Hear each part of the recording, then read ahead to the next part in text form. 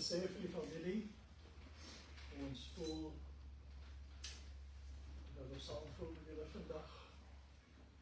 Ons het al julle praatjie saam gestap oor die jare. As uitdrukking dat goeie vriende is soos die sterre. Ons sien hulle nie altyd nie, maar ons weet hulle is altyd daar. En oor die jare van 1969 af, van tyd tot tyd was daar 'n geleentheid om in Clarence aan te doen, by daardie huis wat soveel vir ons beteken het, oor die jare en vir so baie. Van die dae van Karel en Tanisera en tot die hede. En daarom is dit met 'n diepe meegevoel wat ons vandag kan sê dat julle verlies is op ons en sover hierdie kant van die graf aangaan. Maar ons weet ook dat, soos ons gehoor het van die opstanding, is nie die eind van die storie nie. Hoe langer 'n persoon deel uitmaak van ons bestaan op aarde, hoe moeiliker word die afskeid en hoe groter die leemte wat gelaat word in ons lewens. Maar daar is een wat die leemte kan vul, as ons hom net wil toelaat. Een wat gekom het om sy lewe daarvoor te gee, dat hy vir altyd met ons kan wees. Ons mag miskien nie baie vriende hê, teen wie ons hele hart sal oopmaak met vrymoedigheid nie. Hoeveel het 'n mens werklik? En sit dat ons honderde vriende, kennisse. Maar hoeveel mense is daar teenoor wie jy jou hele hart sal oopmaak? As ons soveel het, is die vingers aan ons ene hand. As ons gelukkige mense. Maar daar is ten minste een, na wie ons kan gaan. En dis die een wat in elk geval alles van ons weet. En wat ons meer lief het as iemand anders. Wat ook al in ons harte is vandag, ons kan na hom toe gaan. En hy die antwoord op elke vraag. En hy kan die grootste leemte vol. Mense moeder, ons vorm 'n band met haar voor ons geboorte. En daarom is daar niemand soos 'n moeder nie. En ons weet, daar sal daar kom, wat jy daar sal mis. Dingetjies om daar te deel. Ons sal haar saak ook mis. En mens sal ook graag met daardie woorde ons weergevoel uitspreek aan almal wat geraak word deur hierdie seën gaan. Nie net Sarah en Carlo en Peter nie. Nie net die kleinkinders nie. Almal van ons wat vandag hier is. Ons ken miskien nie is almal mekaar nie. Maar ons het dit gemeen, dat ons lief was vir familie. Kom ons sing die liedjie op die van the God van Bethel. O God of Bethel, by whose hand thy people still are fed. Kan jy die psalm sing en dan het ons hoofde buig. God of Bethel, by whose hand thy people still are fed, through this weary pilgrimage, has all our fathers led. Our vows, our prayers we now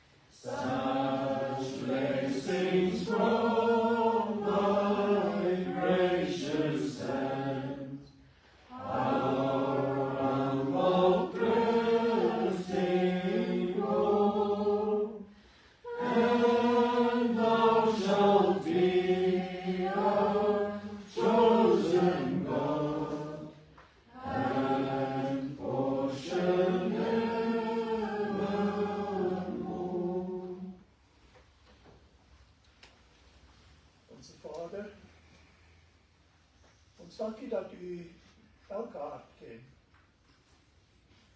En dat u in die hemel die onverskillig staan teenoor die gevoelens van u hier op aarde nie.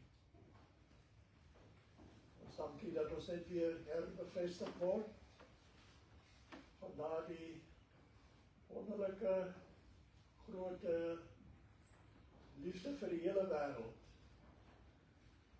Dat u seun gewillig was om in te pas met u vooraf bepaalde plan van saligheid.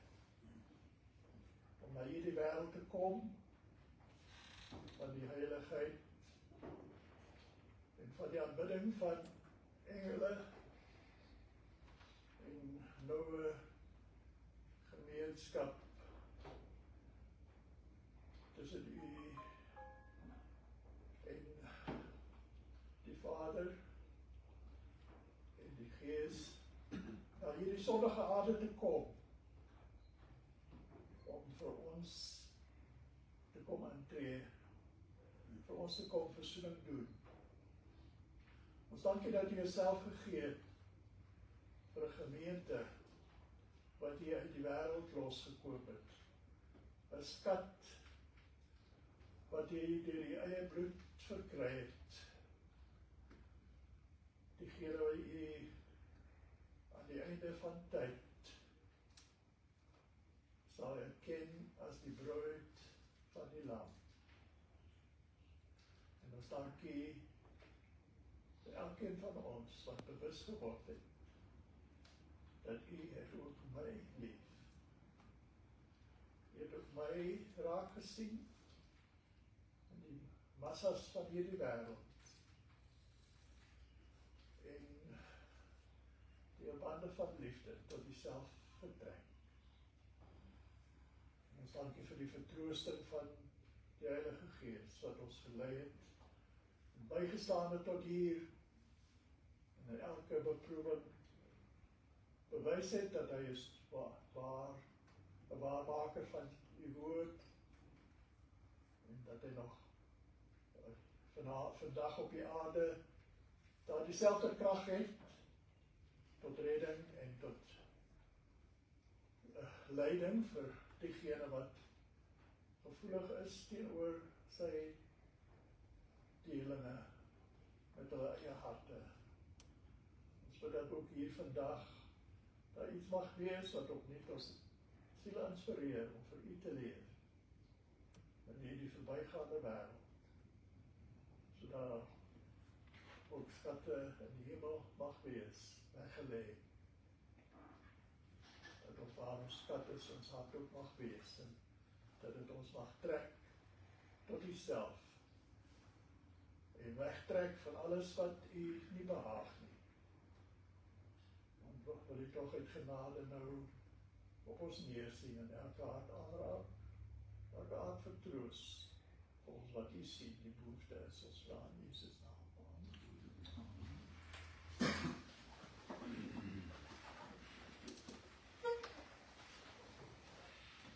I count it a great privilege to be present today and to have the opportunity just to share a few words. It's not that we have favorites in life, but the simple fact is that certain people are just special, and Auntie Minnie was special. I was glad to read in the scriptures about two special sisters, and their home was also special to the Lord Jesus. So I'm referring to Martha and her sister Mary. They also had a brother, Lazarus. And Jesus enjoyed time in their home. It would have been a refuge to him. He had left heaven, his father's home, and he had left the home of the home in Nazareth, where Joseph and Mary had brought him up. And then he was without a home. So homes available to him were so special. I was reading Luke 10, the end of the chapter. First time we read about this family. It says that Jesus went into a certain village, and that village was called Bethany. And a certain woman named Martha received him into her house. And she had a sister called Mary, which also sat at the feet of Jesus and heard his word. But Martha was cumbered about much serving and came to Jesus and said, Lord, do you not care that my sister has left me to serve alone? Bid her, therefore, that she help me.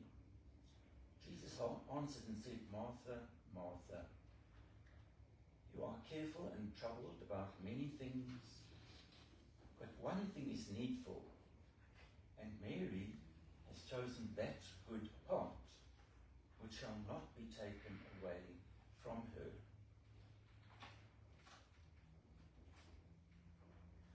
We might feel there's a question, which one was Auntie Minnie of these two sisters?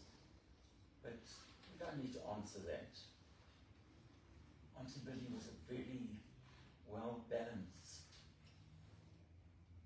dear sister that was like Martha and Mary. We see them both in her life and in her spirit. I had the privilege from young to have known the De Meza family. From our family photos, I was about 3 or 4 when we came to Golden Gate for a holiday, and we came to the De Meza family for our Sunday morning fellowship meeting held in their home. And that was the late 60s, and in the late 70s, there were 4 families that came from Gauteng. We were one of the family to camp with our caravans at Golden Gate. And then too we had our fellowship Sunday morning meeting in the home of Uncle Gino and Auntie Minnie. And I remember that meeting. It was one of the ladies of that group who had just recently given her heart and life to serve God, even though her husband had been doing that for many years. And she just briefly gave her testimony, and it was beautiful. She spoke of finally realizing all that Jesus had paid in his life and in his death so that she could have salvation.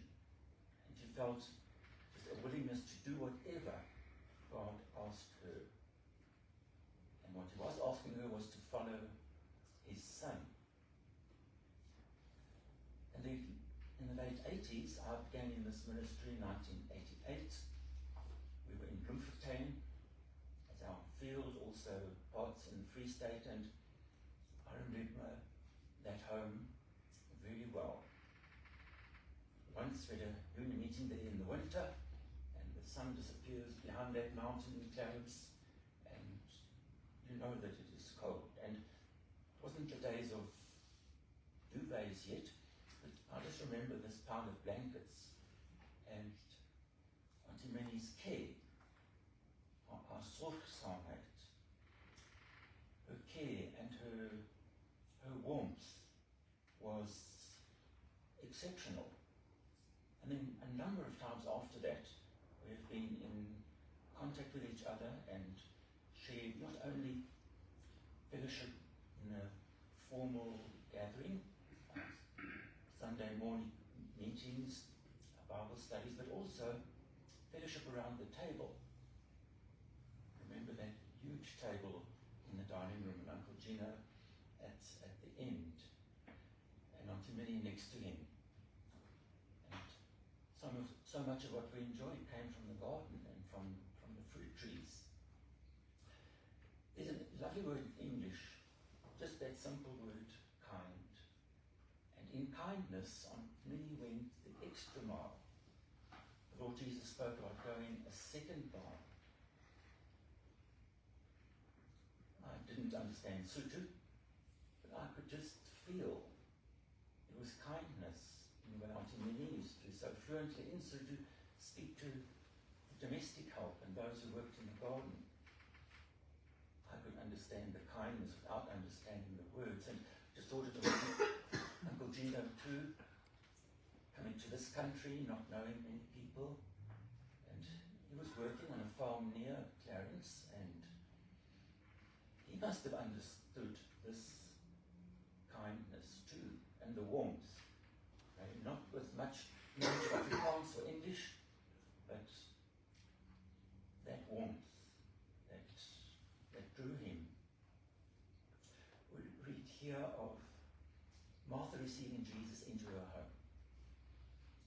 It was as a result of her receiving Jesus into her heart, and then he was in her home. Mary had done the same, and there was a beautiful spirit in that home.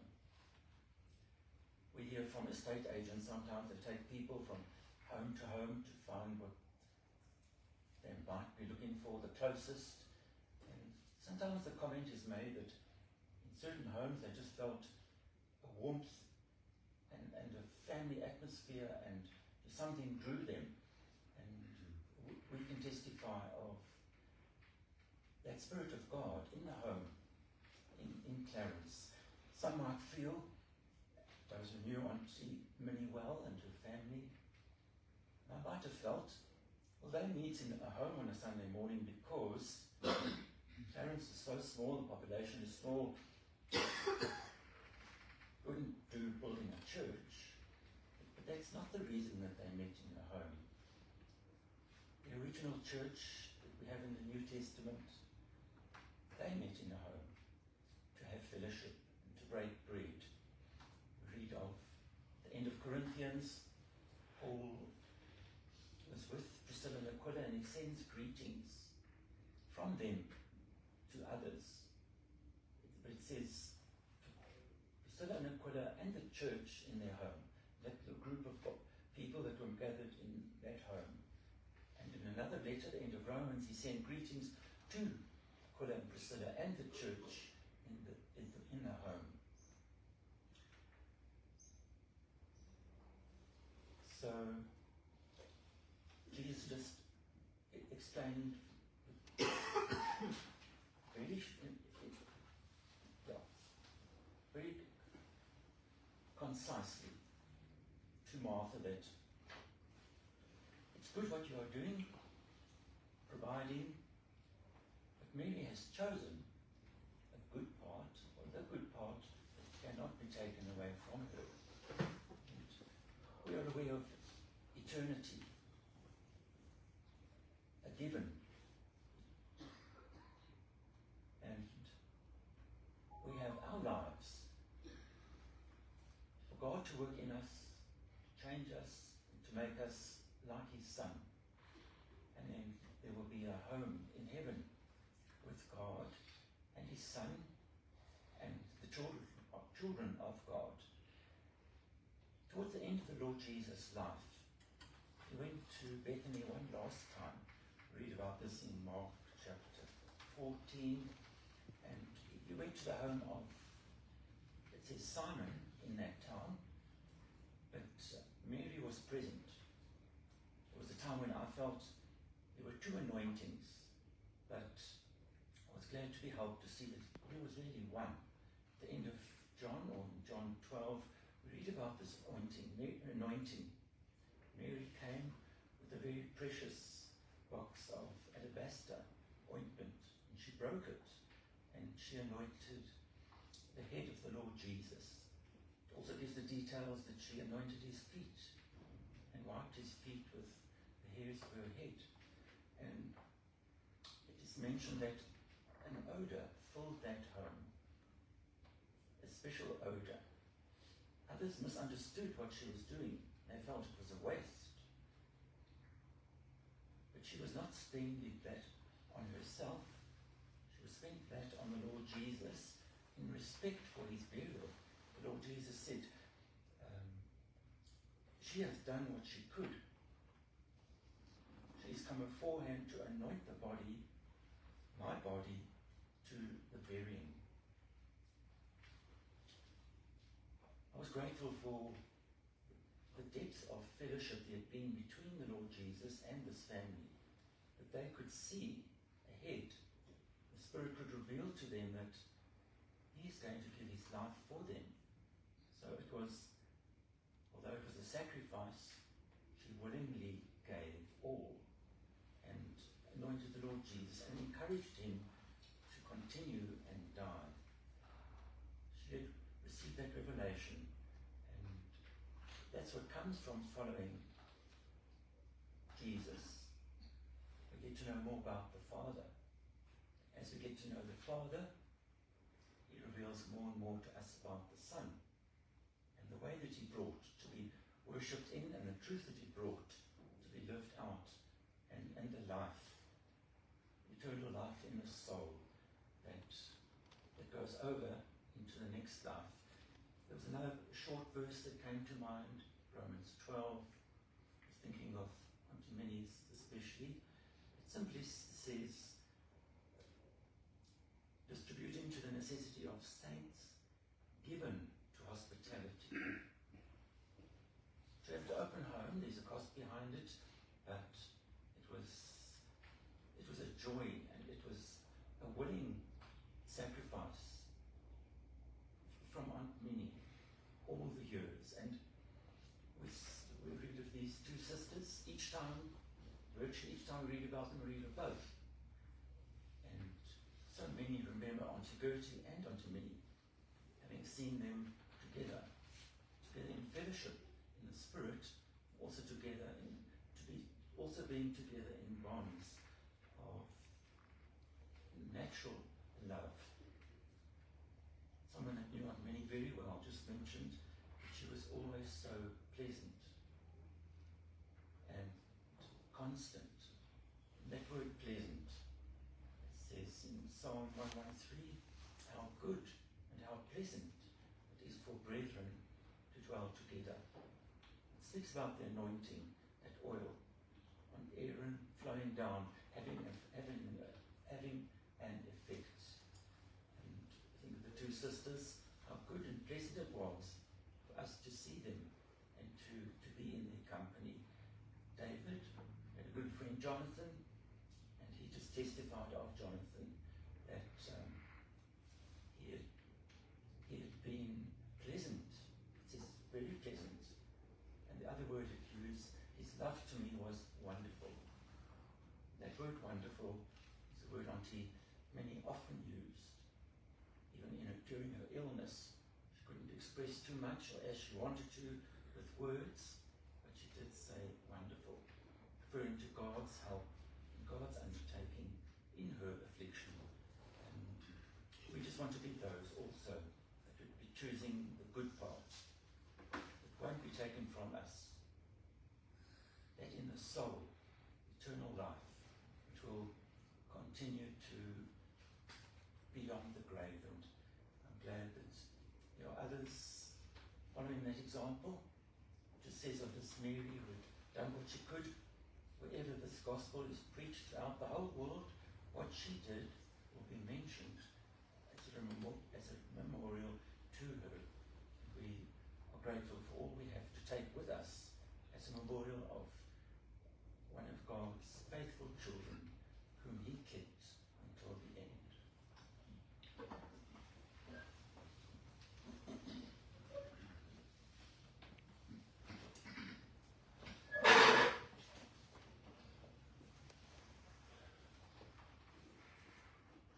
In Thessalonicense 4 vers 13 sê Paulus, maar broeders, ek wil nie hê dat julle onkundig moet wees met betrekking tot die ontslapenis nie, sodat julle nie treur soos ander wat geen hoop het nie. Want ons glo dat Jesus gesterwe en opgestaan het, dan sal God ook so die wat in Jesus ontslaap het, saam met hom bring. Want dit sê ons vir julle deur die woord van die Here, dat die van ons wat in die lewe oorbly, tot die wederkoms van die Here, die ontslapenis hoegenaamd nie sal voorwees nie. Want die Here self sal van die hemel neerdaal met 'n geroep, met die stem van 'n aartsengel en met geklank van basuin van God. Die wat in Christus gesterwe het, sal eerste opstaan.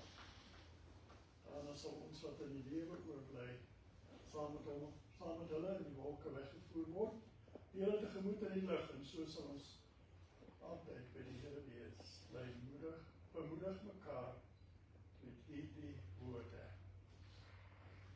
Paulus deel 'n groot geheim met hierdie mense. En dit is baie duidelik dat Paulus verwag, hy skryf hier, dat selfs in sy lewe, hy sê ons wat in die lewe oorbly, met ander woorde, hy het verwag om dit te sien in sy dag. En die Here hom dan in die steek gelaat, dat hy dit nie gesien het nie, geensins. Maar dis die Here se wil, dat diegene wat aan hom behoort, en die sy harte heilig gee, dat hulle hom in elke geslag sal verwag. Want dis daardie verwagting in ons harte, daardie oortuiging, dat dit wat ons het, is werklik. Dit is nie 'n legende nie, dit is nie iets wat aan ons oorgedra is deur mense wat nie weet waarvan hulle praat nie. En die rede hoekom ons dit weet, is omdat, soos een van ons liedere dit so mooi uitdruk in Engels, this life I got, not theory. Dit wat die Here reeds in ons lewens gedoen het, diegene wat aan hom behoort, hulle weet dat hierdie woord is waar. En hy sal terugkom, net soos hy gegaan het na die hemel. Maar dit is vir ons wil dat hy dit nog vertraag. Dit is nie omdat hy vergeet het om te kom. Dit is nie omdat hy nie sy woord gestand wil doen. Hy sal dit waarmaak. Maar op die regte tyd. Net soos boere hulle oes stopper op die land. Hulle weet daar is 'n regte tyd om die oes af te sny, in te bring, in te samel. As hulle te gou doen, dan gaan hulle verliese ly. Gaan nie gereed wees nie. As hulle te lank wag, gaan daar groot skade kom. Hulle weet die regte tyd. En die Here weet, wat is daardie dag, wat hy voorberei.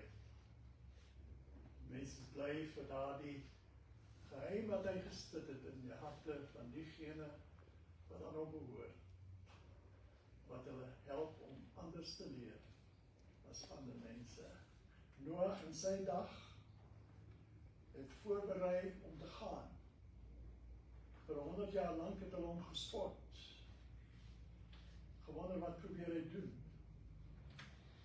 Maar hy het voorberei om te gaan, terwyl ander gebou en geplant het en voorberei het om te bly.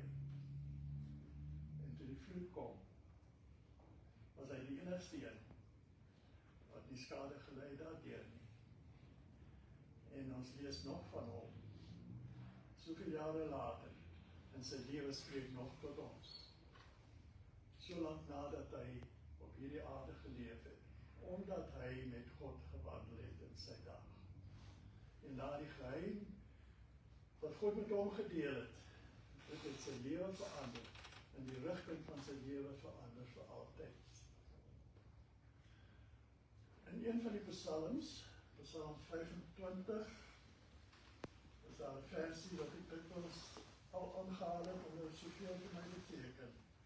Dit sê die verborgenheid, of die geheim, of die verborgenheid van die Here is vir die wat hom vrees, en sy verbond om hulle dit bekend te maak.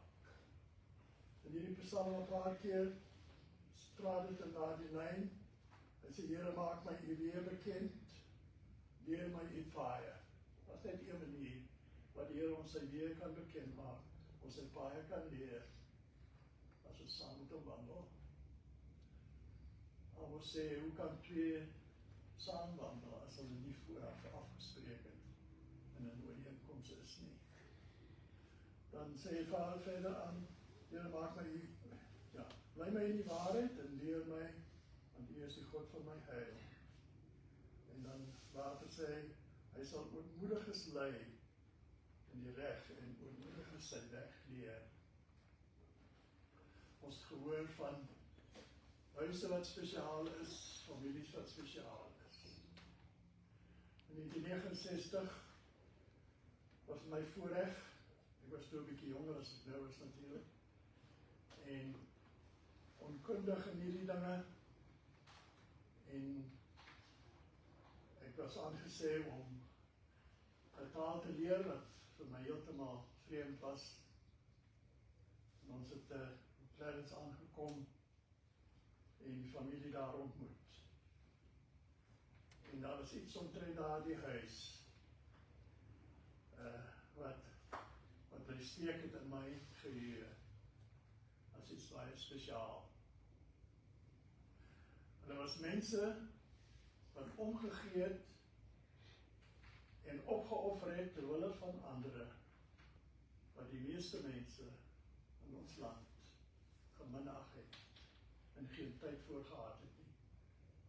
Maar hulle het dieper gekyk as die oppervlakte en 'n behoefte gesien na iets dieper en iets wat blydend kan wees. En hulle het uitgereik na hulle op so 'n wonderlike manier. En daardie indruk van daardie huisgesin daardie dag het my bygebly al die jare. Ek was nie dikwels daar nie. David was miskien meer dikwels daar vir geleenthede dan myself, maar die kere wat ons wel daar was, was elke keer baie uitstaande.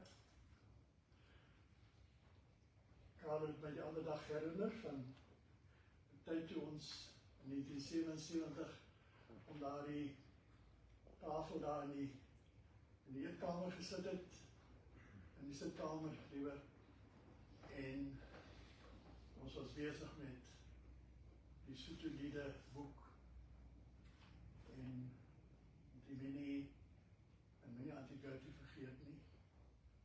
En Ina het vir ons gesê, daar's niks in my kop verkeerd, dis net my oog wat skeel. En sy dit bewys. Baie keer was dit haar konsepte wat ons aanvaar het as die regte. En dan ander kere daar sê net ook in een van die ander psalms, Psalm 34 dink ek, dat is 32, en die 8de vers sê, ek wil jou onderrig en jou leer aangaande die weg wat jy moet gaan. Daar was 'n geheim omtrent daardie huis. Mense wat geleer het die weg wat die Here wou hê hulle moet gaan. En dan sê dit hier verder, ek wil jou raad gee. My oog sal op jou wees. Die Engelse Bybel sê, I will guide you with my eye. Dit sê ook het so in meer van die meer moderne Afrikaanse vertalings. Ek sal jou rig of ek sal jou lei met my oog. Hoe lei ons iemand met die oog? Hoe rig ons iemand met die oog? Dit is slegs as daar 'n goeie verstandhouding reeds opgebou is oor 'n lang tyd. Ek onthou op die plaas, soms was daar familie wat daar gekuier het, van my niggies of neefs, soms net vriende, maaltyd aan tafel. My pa het 'n manier gehad om te kyk. En as hy vir jou gekyk het met daai kyk, en jy geweet wat dit beteken. Nie gesit met 'n lang streep op sy skouer nie, maar hy het 'n oog gehad wat 'n storie vertel het as hy na jou gekyk het. En ons het geweet, ons kan dit ignoreer, en hy gaan nie 'n groot vasmaak daarvoor aan die gaste nie, maar pas op, agterna. Dis nie die moeite werd om dit te ignoreer. En ons geweet wat om te doen. Wat dit beteken. Die mens is bly dat oor die jare, dat die Here bewys, as ook diegene wat hy kan lei, en sy oog op hulle hou, om hulle die pad te leer, wat reg is in sy oog. Ek kon ook net een klein incident ook, in die kaders wat klaar is van my, maar ons was daar aan huis, hele groepie van ons, en die tafel daar, en een van die tannies het opgestaan, borde beginne by mekaar maak, en goed, daar glippe word, en kleinters op die vloer. En sy voel baie sleg. Sy voel so jammer. En die sê, geen van sy ou bord, dit is niks. En toe die grootste verwarring bedaar, sê een stemmetje daar van onder van die tafel. Ek is daar baie bly, dit was nie ek. Anders daar was een oog wat gekyk het. Wel, mens is bly, dat in hierdie huisgesin van die Here is daar ook geheime. Paulus sê, praat van daar die verborgenheid, en dan sê hy, dit is Christus in julle, of Christus onder julle, wat die hoop op die heerlikheid is. Christus aan die kruis van Golgotha is ons hoop op verlossing, op zaligheid. Hy het die volle prys daarvan betaal. Maar die hoop op die heerlikheid, soos Jesus gesê het, as iemand my gebooie hou, doen wat ek sê, en my gehoorsaam is, sal my Vader hom lief hê, en ons sal kom en in hom woning maak.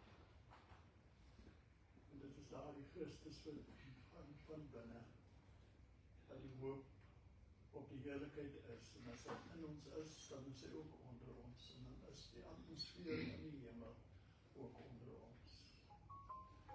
En dit is die geheim van hierdie wonderlike gemeenskap wat ons gedeel het oor die jare.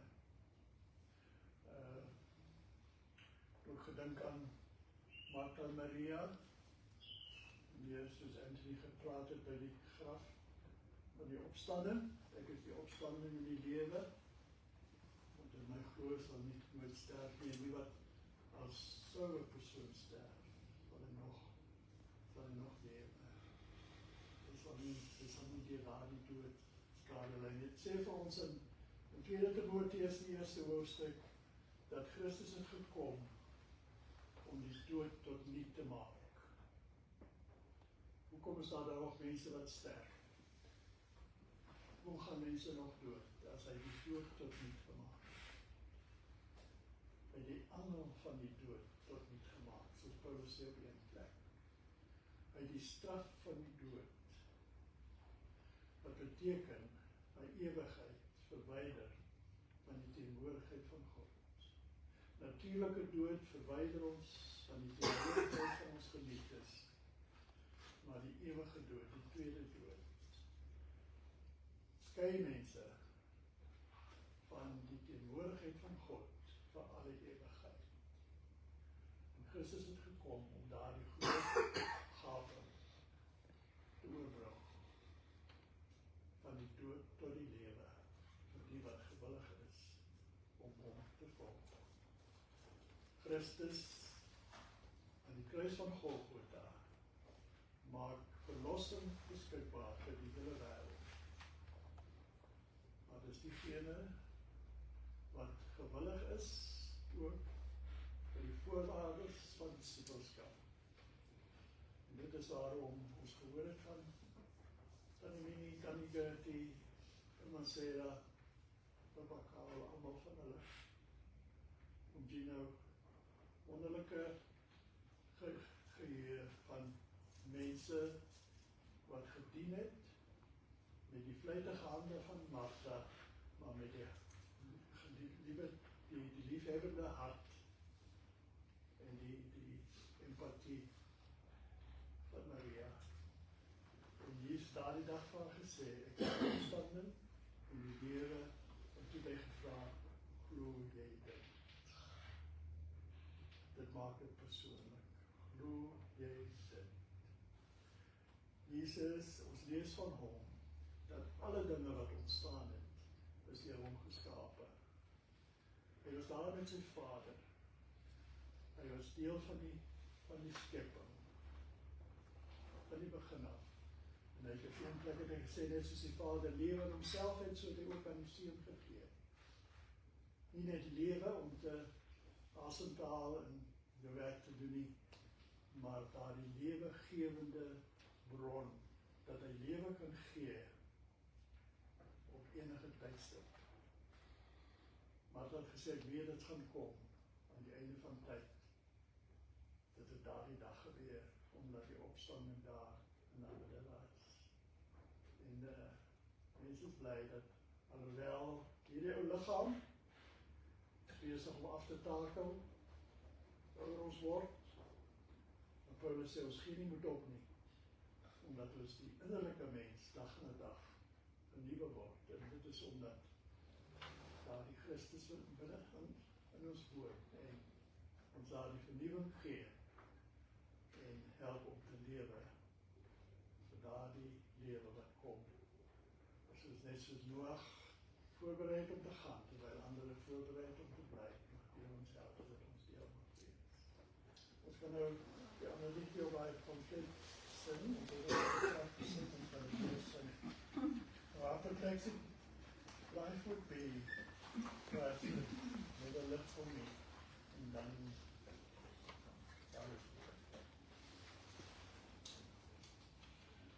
How perplexing life would be if Christ had never bled for me.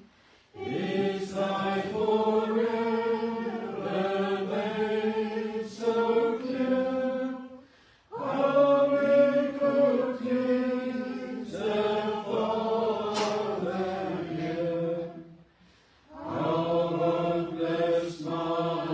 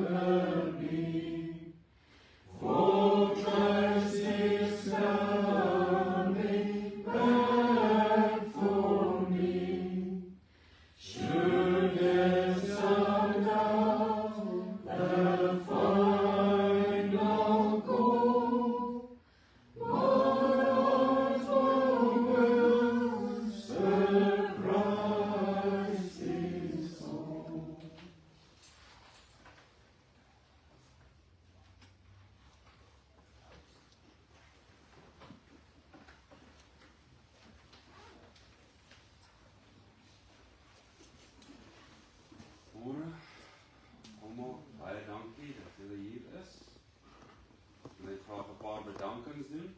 Johan, David, Anthony, baie dankie dat julle dit gelei het van ons en dat julle ook so deel gehad het in hulle lewens en so kon praat daarvan.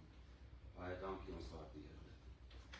Almal wat hier is, ver gekom het, Terrens mense, familie, vriende, baie het vir ouma goed geken, ander het haar leer ken toe in Terrens kom.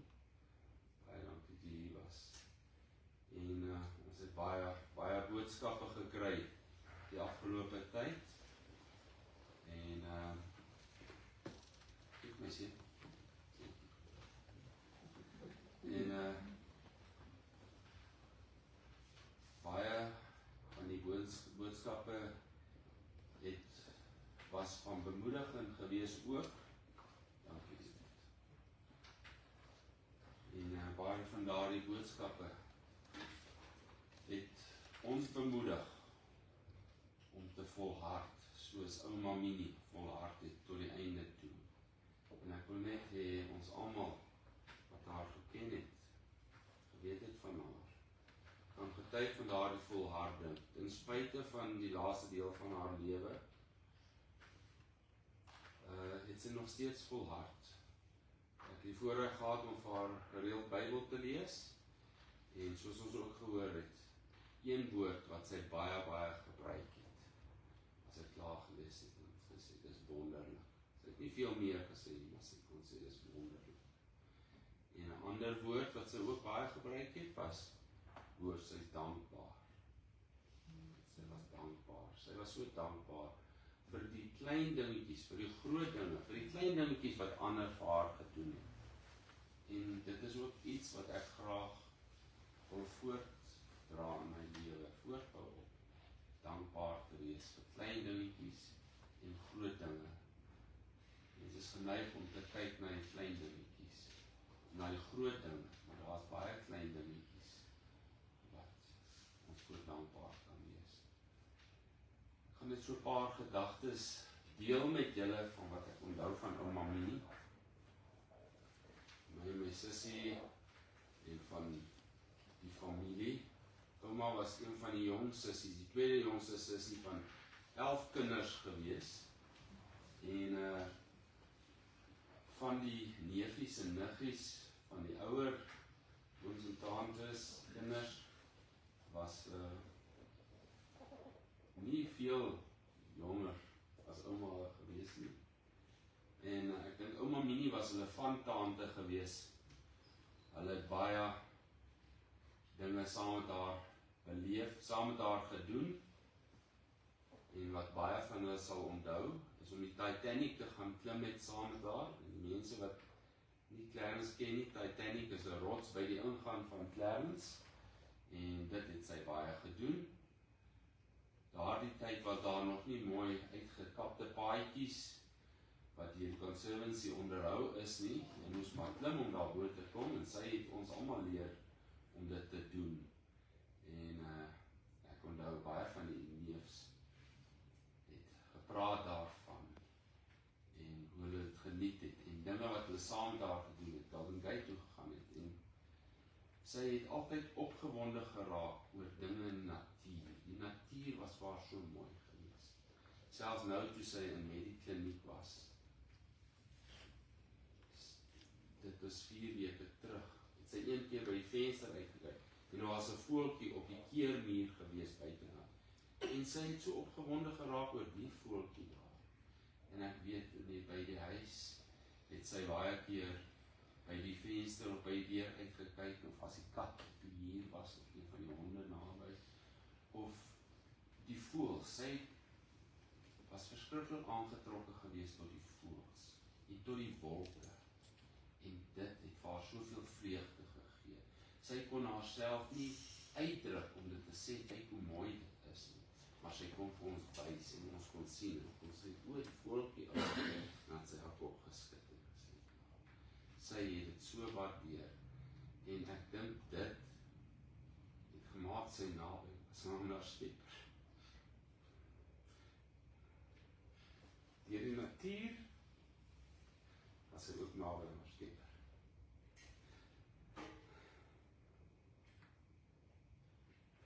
soos ons nou baie gehoor het, van die mense wat daar geken het daar karakter geken, en gehoor hoe sy was, hoe sy uitgereik het na ander mense toe, oud en jong, en daar was altyd mense na wie sy omgesien het, altyd vir hulle gaan kuier het, altyd vir hulle 'n kossie geneem het, altyd 'n medisynetjie gevat het, en sy was baie lief vir koekies bak. En ek dink baie mense wat hier sit, het van daardie koekies geëet, van daardie koekies geëet. As sy gebak het, ek onthou, was groot skottels vol, en daar was altyd 'n paar pakkies een kant gesit, en dan het mens gesien sy ry, en sy gaan gaan gee.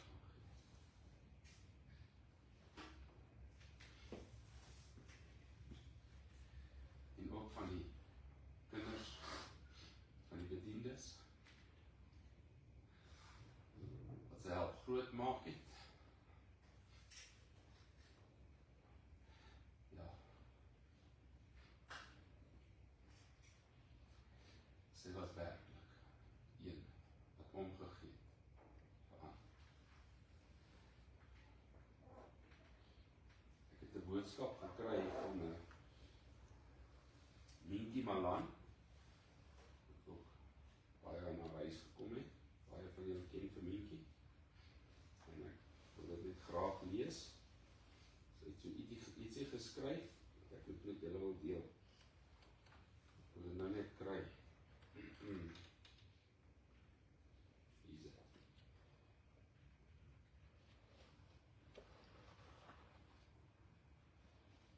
Dit is maar net soos 'n groot gesprek sou gegaan het tussen Minkie en my ma, as sy daar gekom het. Tannie Minnie, en Tannie Minnie gesê het, hallo my kind, kom in, kom sit, jou plek is klaar gedek.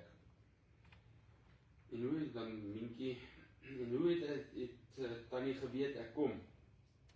Dan het Minnie gesê, daar is altyd 'n ekstra plek gedek aan ons tafel. En Minkie aangegaan, daar is altyd ekstra liefde in haar hart, ekstra glimlag, ekstra tree om kos af te lewer, ekstra omgee vir iemand wat siek is.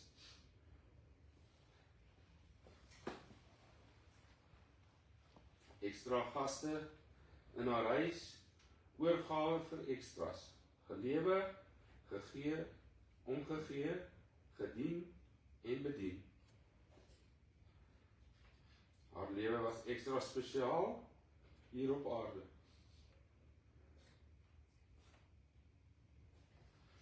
Ek voel besonder aangeraak deur haar voorbeeld. Mag ek net 'n aks van haar voorbeeld leef. Ek groet jou,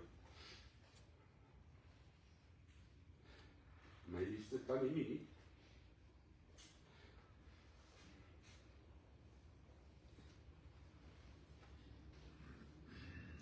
Hoe ry ek Clarence toe en gaan jou nie weer sien nie. My hart is seer, maar tevrede. Want jy het geleef in die ware sin van die woord. Samaan.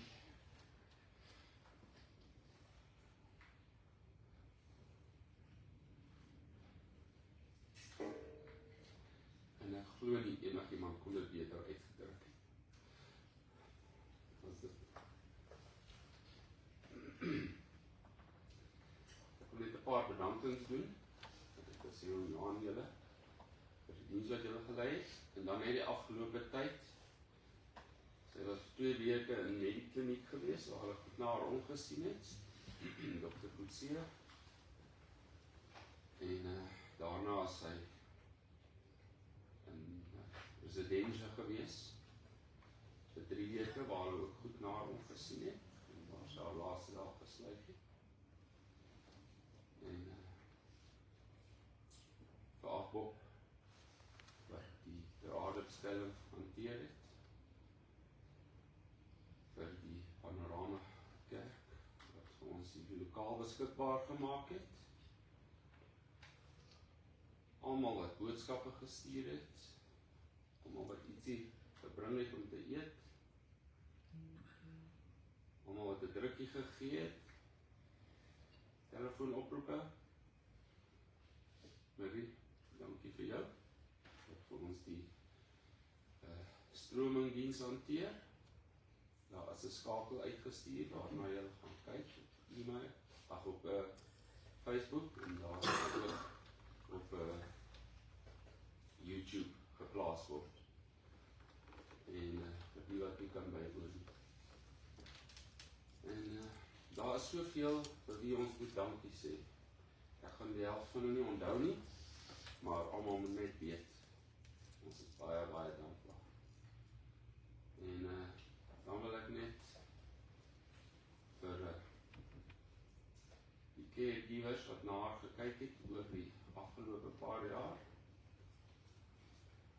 En dit was Lizzie, Lorena en Miriam. Baie dankie sê.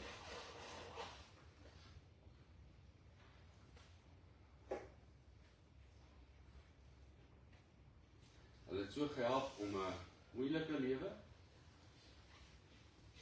bietjie gemakliker te maak. Badkamer toe te help, te was, bed te sit, tee aan te dra, gesels. En die feit dat sy so vlot Sotho gepraat het baie gehelp. Want sy kon haarself die beste uitdruk in Sotho.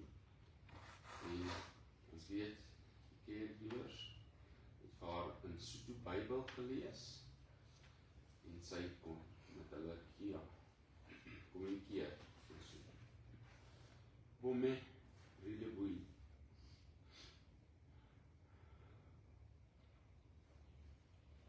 Die moet sê. Die moet mense. Rileboei.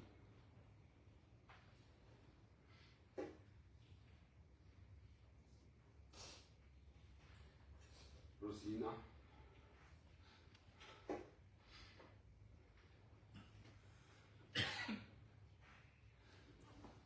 Die moet mense. Hola, nele mashuma amali. Impa.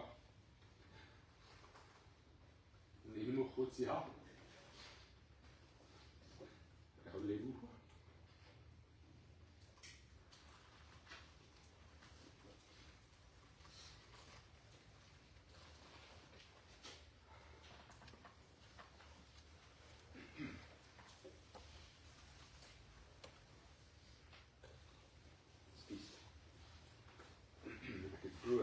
As jy wat gesê, ek het my huil al vroeër gehuil.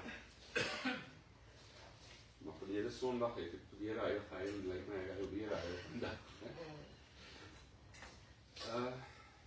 Ek is ook net dankbaar dat ons die voorreg gehad het om in huis te bly net langs ouma Minnie.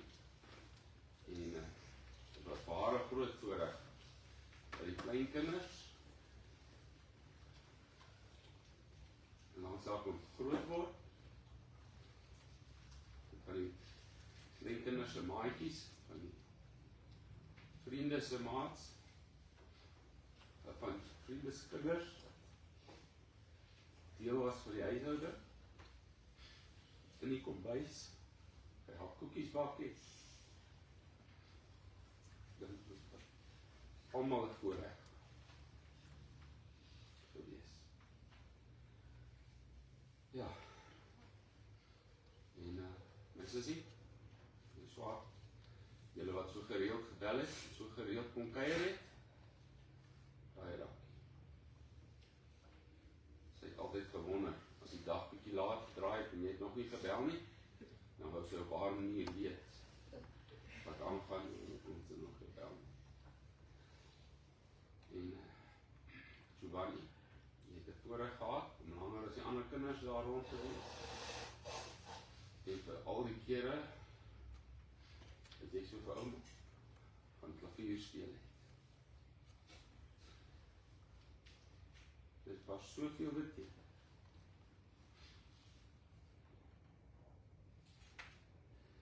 My vrou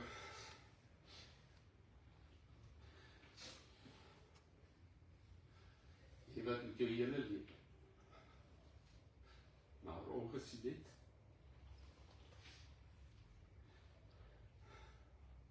Daar is nie woorde meer te bedank nie.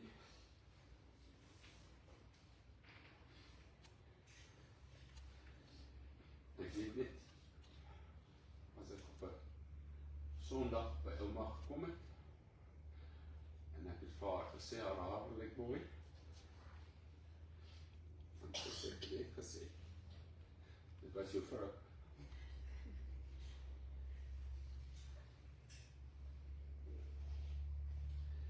Daardie gekookte ontbyt, warme ontbyt, elke dag.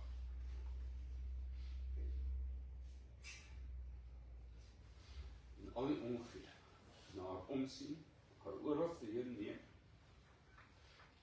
en met haar dinge gedoen het. Woorde, kan nie ons dank uitspreek nie.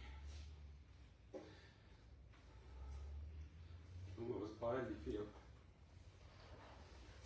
Ons is allemaal baie lief vir jou. Ons is lief vir jou. Dankie.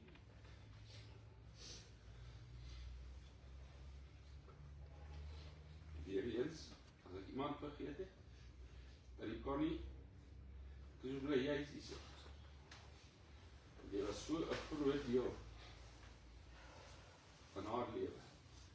En weet julle, wat saam met alle aandete eet, en wat baie staaltjies met ons kon gedeel het, Christo en Poppie, julle allemaal met baie dank. En ek wil nou nie net sê, dit wat ander vriende op ons harte gedruk het, as jy net kan volhaak, tot die einde, soos ouma, is allemaal net bemoedig en daarby kan nie. Weer eens baie dankie, wie weer vergeet het, vergeet toch, vraag verskoning, maar baie dankie.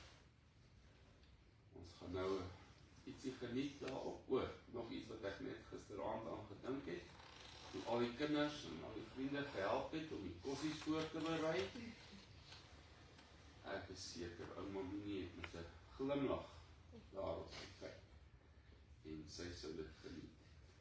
En ek sê net ook vir almal baie dankie.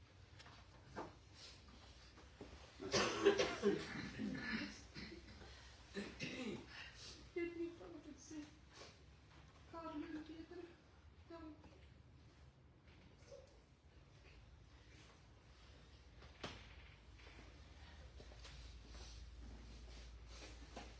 Dankie.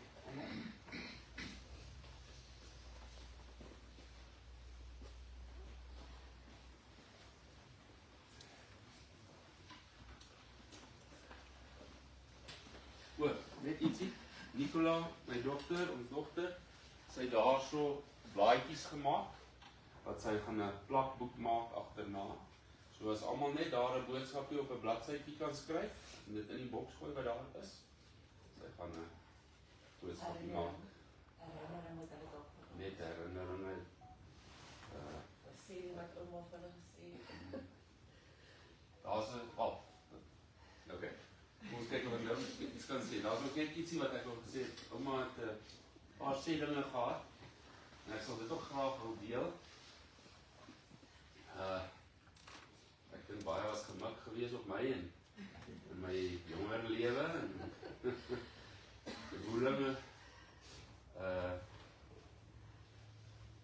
Ek het een keer vir haar gesê, ek weet of ek nog op skool was nie, en na skool was nie, ek sê, favoriet, ek is nou al groot. En toe sy net vinnig vir my sê, al wat groot is aan jou is jou bek. En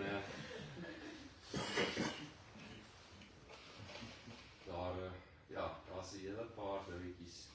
Ek onthou ook, ek het gestudeer en ek het ook maar 'n moeilike geaardheid gehad. Sy het net vir my gesê, ek onthou nog, ek het nog van 'n telefoonhokkie afgebel. En sy het net vir my gesê, hoor jy my kind, 'n kind sal nooit weet die liefde, wat die liefde is wat 'n ouer vir sy kinders het. En ek het nie mooi verstaan wat sy bedoel het nie, maar so 24 jaar gelede het ek en my vrou die voorreg gehad om te weet wat die liefde te ervaar wat 'n ouer vir sy kind het. Toe het ek dit verstaan. Ja, ek dink ek nou genoeg is. Dankie.